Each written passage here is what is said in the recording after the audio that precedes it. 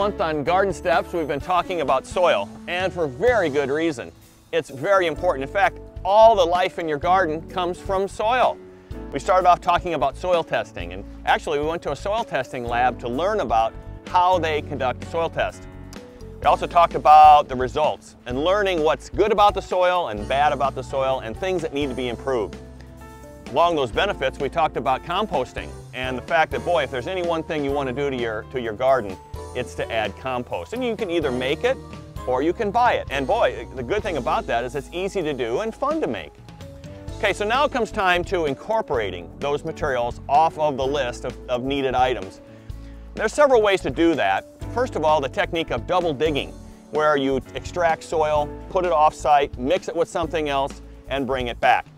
Then there's also the rototilling technique, where you would do more of a pulverization of soil with a big heavy machine working back and forth. Another technique to think about is simply forking material into the ground and then letting Mother Nature move it in over time. And I guess I kind of tend to lean towards this one, especially if all you need is just a little bit of light application of whatever will improve the garden. Now, we've chosen to focus so much attention in these last 4 segments on soils for really good reasons. We know that looking at all the other problems that sometimes arise on Backyard Farmer really are attributable to the soil. And insects and disease problems, half of those at least, are attributable back to the soil.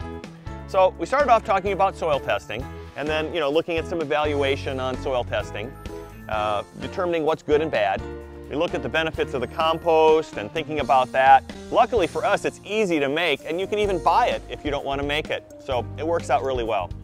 Now, the important thing else to leave you with here in this final soil segment is to emphasize the fact that this is a yearly kind of a thing. It's not something that just is a one-time thing and you're done with it for the next 10 years.